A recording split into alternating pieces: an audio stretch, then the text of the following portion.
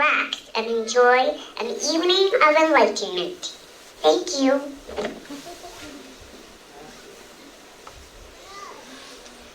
February 15, 1979. A little girl was born, bones brittle and broken. Life expectancy, 2 years old. That was then. This is now. ELAINE Lee. I was born in Vancouver, BC with Osteogenesis Imperfecta, more commonly known as Brittle Bones. With the severity of my condition, nobody imagined I would ever live past the age of 2. But today, I am 27 pounds and 2 feet 3/4 of an inch tall at the age of 36 years old. I was almost 8 years old when I moved to Whitehorse, Yukon in 1988, where I would meet my greatest inspiration, the late, well-renowned Canadian painter, Mr. Ted Harrison, who lived only a few blocks away from me in Whitehorse.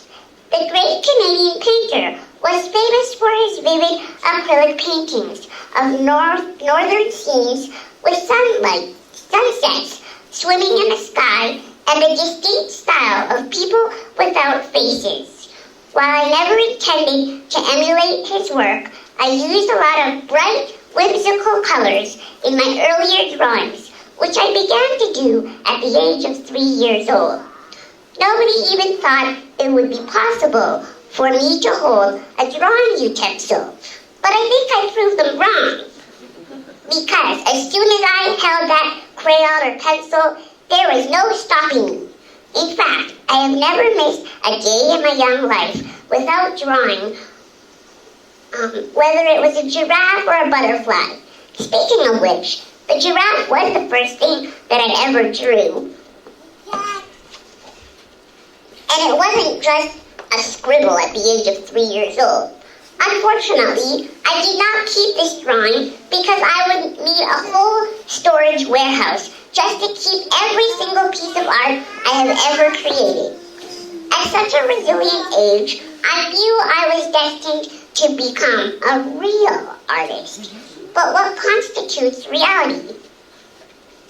Of course, throughout my school days, art was one of my favorite subjects. But the term starving artist didn't just pop out of nowhere. Doing art as a career is rarely sufficient to make a living and survive. So once upon a time, I had planned and prepared myself to become a lawyer, counselor, or a certified teacher. But with my deteriorating health at 19% lung capacity, severe scoliosis or the curvature of my spine, increasing chronic pain, hydrocephalus or the buildup of fluid in my brain, hearing loss and other symptoms, the only activity that allowed me to escape my reality was my art. Hence, I began my application process to get into Emily Carr Institute of Fine Arts, now known as Emily Carr University, in Vancouver, BC, on Granville Island. Although I studied everything under the sun at Simon Fraser University, except science and math, inside my heart was still set on becoming a real artist. I would grow up to be, as I told my mom when I was only 3 years old. So I submitted my first application. Fail. Submission number 2. Fail. Submission number 3. Fail. What? How could I fail by only 0.1 on my art portfolio submission into Emily Carr? I was the girl that won so many art competitions, including the National Canada Day Poster Challenge, 3 years in a row, to represent the Yukon. Second place my first 2 years, and first place to represent the Yukon on a national level upon my third attempt in 1995. I was shocked and baffled by how anybody could be 1% worse of an artist than anyone else, especially since everyone kept telling me how beautiful my artwork is. It made no sense to me at all, so I was hesitant to try again. I thought, if they didn't want me 3 times already, they can't have me now. But for those that know Elaine, I never give up. On one random trip I made to Granville Island, pretending I was a tourist, I drove past Emily Carr University with mixed emotions, and at the last second, I gave in and entered the building because I wanted to know why I did not get into this school. I was told by someone at the registrar's office that they were no longer allowed to share that information with applicants. But because they recognized me from my previous applications, the gentleman looked down at my file and said, "Why do you think you did not get into Emily Carr?" Because I didn't submit anything political or controversial, I answered. Suddenly a light bulb went on, and this man's face lit up. "Yes, now you have 1 more month to complete a new portfolio if you still want to attend our institute." I pondered this whole process on my trek home, and after almost an hour, it dawned on me that if I did not take this opportunity to submit another application, I would probably kick myself in the bum, or AKA ass. So that next whole month that followed, I worked tirelessly to recreate new pieces of artwork that would coincide with a Women's Day speech that I wrote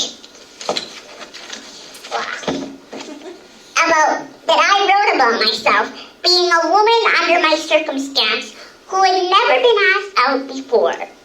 I would later transform this speech into a testimonial to Eve Ensler's The Vagina Monologues. After learning that among all of the monologues she wrote about a diversity of women, she never wrote about a woman with a disability. But what does that even mean? I have never assumed or considered myself to be disabled in any way, shape, or form. You see, if we break down this word into its separate parts, this means not, and able is associated to ability. However, this plus abled assumes that the person is completely incapable, incapacitated, and unable to think and breathe. By 2003, I would perform this testimony prior to SFU's rendition of Eve Ensler's The Vagina Monologues in front of a crowd of 400 people, 3 nights in a row. I garnered standing ovations and many tears by so many. So in 2004, I performed it for a second year in a row. I submitted the last 3 minutes of the video recordings. Then I added a personal touch of myself by climbing onto my photocopy machine to photocopy my unclothed body 6 times. After mounting the 4 black and white copies of my body on with the 2 colored images in between the middle, I outlined a stereotypical woman's body onto the 2 colored images and wrote, "What do you see? Tell me, what is normal?" So what is normal? Taking off all your clothes just to get into art school and maintain all of your top marks that you should have deserved for submitting work that the rest of society thought was beautiful? Apparently not, because for my entire 6 years at art school, if I did not submit photos of my body, my beautiful artwork I always did before was forgotten and wasn't even good enough for their standards. But who sets the standards? Who decides what constitutes art? And why does it always have to be so controversial? I would never know. I promised myself that if I was going to graduate from university with a bang, I did not want to be a spectacle. I did not want anyone to remember me by my body, especially because children are my greatest admirers, and exposing myself was never what I wanted to do. So at the last minute, instead of submitting a life-size close-up shot of my body that would stretch from the ceiling to the ground, I submitted a project that consisted of 31 lino-cut prints of images in my unique style and theme of women in trees, teardrops, butterflies, symbolic of who I am. And this is the project that I submitted. It's called A Little Piece of Me. To dream a little dream of miracles, life, and love, from a tiny seed of fragility, sadness, pain, and tranquility embedded in my mind, an emergence from within, a paradigm of no escape, from the contours of my bodice to the markings of my past. Slipping through the cracks and crevices, twists and turns, into an aperture of ability, remnants of a tragedy, a threshold of reality, comes a story of hope. February 15, 1979, a little girl is born, bones brittle and broken, life expectancy 2 years old, trapped in entanglement, intertwined within the mind of a woman inside a child's body. Pounding on the walls to be released from entrapment, within my imperfections, engravings, and intricacies of delicate designs that lay upon each leaf, in transformation and in flight, ascending through each day and night, weaving through shadows along darkened paths, defying adversities in the face of wrath, clinging to each breath with fury and grace, holding on tightly to your embrace, with butterfly wings and tender care. Clinging to each breath with fury and grace, holding on tightly to your embrace, with butterfly wings and tender care. This is my story, with you I share. Welcome to my vision from deep within, a timeless journey through thick and thin, my realm of thoughts I tend to hide, where only me, myself, and I confide. Unknown truths, immersed in dripping sun, melting through transition, one by one, revealing fragments of a surreal little life, bewildered yet blessed for all the strife. To those who gave me strength to carry me through irreparable wounds that nobody knew, you are the angels that shine through my smile with unconditional love that stretches for miles across the vast oceans and waters abound. A piece of me once lost and found, my keeper, my treasure, my guiding light, no matter which direction you come in flight. Take me away on this journey I envision, a dream I've dreamt, this revelation. In everything I am and everything I do, I wonder, what do you see? Tell me, what is normal?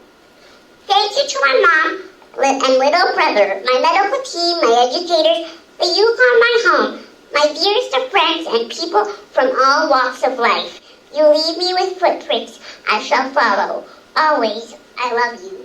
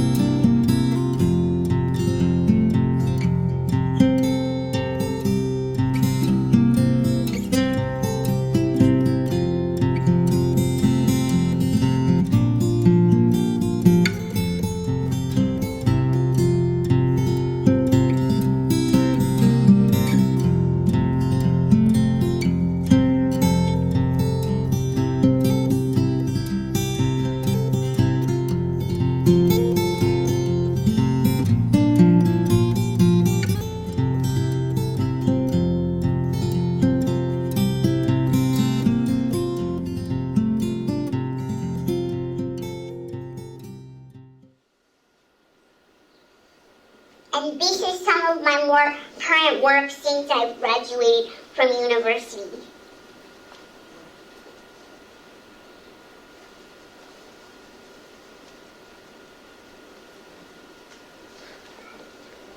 I never painted dreams.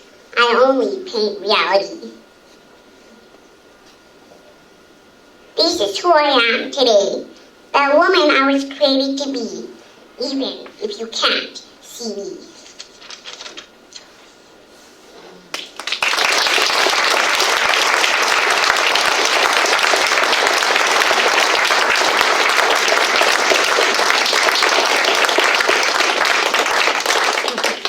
So if anyone has any questions, I will answer whatever you ask me.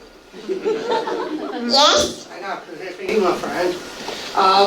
When I saw the footage of you in the beginning of the film you showed, I think what I want to think is that you're a unique, awesome artist. I love you. I love all what you do. When I see it in you, you became one of us. But though everybody was involved in it, and you as well, you're unique. Thank you so much. Yes? I don't know if this is a question, it's kind of more of a compliment. I just want to say that through your artwork, I love that you show really good artwork, and I can also tell that you don't let your disability turn you down. You just let that go, and you let the inspiration take your side of your artwork. Thank you so much. Yeah? I wanted to ask you how it felt when you went back and you got admitted to university. I was just totally flabbergasted, actually. I think, you know what, this is ridiculous. And for 6 years, honestly, I had to actually show them naked pictures of my body, and I really didn't want to. Like, this is not what they said. They didn't say, oh, Elaine, you have to do this. But I would go into school, and I would show them all these nice paintings and, photos that I took myself with my digital camera. I would take photos of mountains and trees and all these things that I appreciated, and I would explain, you know what? I am so tiny in physical size that it is so challenging for me to just hold a camera. And they would just look at me stunned, and they would be like, what? And I said, oh my gosh, you're crazy. Like, I didn't say this, but I was thinking in my mind, how could you tell me that growing a piece of lawn is actually a piece of artwork when I worked my butt off to produce everything? And so I was so mad that the following week, I went back to school and I showed them pictures of my body, and they're like, wow, now you're onto something. And I'm like, oh my gosh, this is ridiculous. So I really had a hard time. Honestly, I had a hard time. It was horrible. And I don't know why people have to say that, oh, you're from Emily Carr, because you know what? All of the artwork you saw, nobody taught me how to do. The only thing that anybody taught me how to do of all the pieces you saw was how to hold the tools for that lino cut project. And what happened was, I originally had planned to blow up my photo on my body, hang it from the ceiling, have a mannequin of a woman in a tree that I would build out of dead leaves, and all this stuff. And I would have this baby pram buggy that I found at Salvation Army, and I would tell someone to push me across the stage or whatever, the floor, and then just start waving to confuse people as to how old I am and who I really was. So I took the taxi, I brought all this stuff to school, and I don't live close to my school, okay? It was hard for me to do this, but I did it. I get to the school, my teacher unloads it, and I'm supposed to go in front of a panel of 4 judges. These are all teachers who have taught me. And everyone loved my project idea once I set it up. And all of a sudden, the 4th teacher, I decided that she's no longer one of my favorite teachers. Because she told me, she says, Elaine, this really reminds me of a tombstone, like a grave site. And I thought, how dare you? Just because I actually put dead leaves there? Like, that's ridiculous. And I thought, I'm incorporating my body, everything people wanted my whole entire 6 years. So finally I said, forget this. This is ridiculous. I'm going to go and I'm going to do something that's going to show people my abilities and my talents and not the fact that my body is a spectacle just because it's curved in a different way and just because I look different, because everyone is born differently. And I can tell you this because I have been teaching art once a week to all the children at Holy Name French immersion. And every time I go in there to teach these kindergartens all the way up to grade 6, I tell them, don't ever compare yourself to others. And, there's no such thing as perfection. Because everyone has their own style, their unique sense of personality, and you just can't break through and say this has to be a certain way. Yes, art is subjective, but I really don't think it's proper for you to say this is wrong and this sucks. Because you know what? That person could have worked so hard and it could have meant so much to them. And I think that people with challenges who appear to be different often have this whole like people just think that we don't know anything and we're dumb or we don't know how to function or speak. And that's what I was going to say. And actually this really reminds me of a funny story that happened to me today. And it's so funny because I actually got stuck in the washroom, in the family washroom at Keynote. And so I was inside there and I'm like, oh my God, I'm so dumb. Because first of all, the door into the family washroom has an automatic button. So I'm like, okay, there's a wheelchair. But I'm like, okay, I'm kind of silly to go in here. Because I'm like, it's a family washroom. But there is really a washroom inside this, place where you can feed your babies and stuff. And I'm thinking, okay, I go in there, I'm like, okay, I really gotta go. I don't even care. I can't even go to the next one next door or whatever.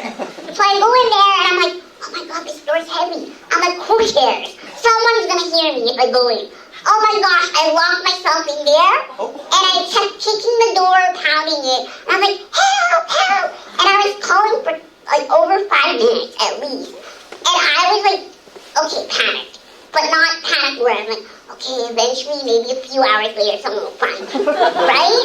And so I was really mad because all of a sudden the door opened, but the door hit my chair, so people actually thought I was using the bathroom, and they didn't actually hold it open, they closed it again. So I get on the phone, I have myself a flip phone, I phone my mom, even though she doesn't like me using the phone. So I phone her, I'm like, oh my gosh, I'm stuck in the washroom. She's like, where are you? I'm like, I'm in Chinook. And she goes, you're in Chinook? And I go, yeah, I'm in Chinook, in the family washroom. I'm stuck. I can't get out. And she goes, oh, call 911. So I call 911. I call 911. And the dispatch lady says to me, okay, what do you want? You want an ambulance? You want a fire truck? Whatever. What do you want? Policeman? Oh my gosh. And I'm like, I want to get out of the bathroom. She goes, oh, okay, we'll send a firefighter to get you. And I'm like, excuse me, you're not going to send a firefighter. I just need to get out. The door's already unlocked. People keep opening the door, but they think I'm using it, and I'm talking to you. And she didn't get it. I was like so mad. Oh, finally, 10 minutes later, there's a knock on the door. And I'm like, man, I hope it's those firefighters. I always wanted to be rescued by those. They're hot. But you know what happens? I open it and there's this woman, this female security guard. And she goes, oh, hi. And I'm like, oh, thank gosh. And we exited the family room into the hall, into the, food court area. And she was talking to me. I said, you gotta change that door, blah, blah. And all of a sudden this, by the way, forgot one part. As soon as I come out of the bathroom, I really wanted to take a photo, but I didn't have time to stop. It was so funny. I see 3 or 4 mothers sitting there with kind looks on their faces, feeding their baby like, what's the big deal? And so I come out of there, and I call the security guard, and then all of a sudden this mother comes out of the family room with her baby. She said, oh my gosh, if I knew it was you. I tried to get in there, but I thought that a mother was changing her baby's diaper. And I'm like, oh great, I can't even get out of the bathroom. So you know what, it just goes to show that, you know, it's horrible. As much as I laugh and smile, it's not funny to actually be so tiny. Because people think you don't have any abilities. People think you can't work, they think you can't do anything, and they talk down to you like you're 2 or 3 years old. All the time, every single day. And that's the part that really is a challenge, even though I'm so friendly. And they really think that they're actually shocked and baffled that I have my Bachelor of Arts degree and 13 years of university. And I work for the Yukon Human Rights Commission. Once upon a time, I had a federal government job, and I was actually the chair of the diversity committee. So it's kind of really disheartening for me that I don't have these opportunities, and people just see me in the stores bombing around, and they think I have no life. And I'm thinking, you want to be in my shoes?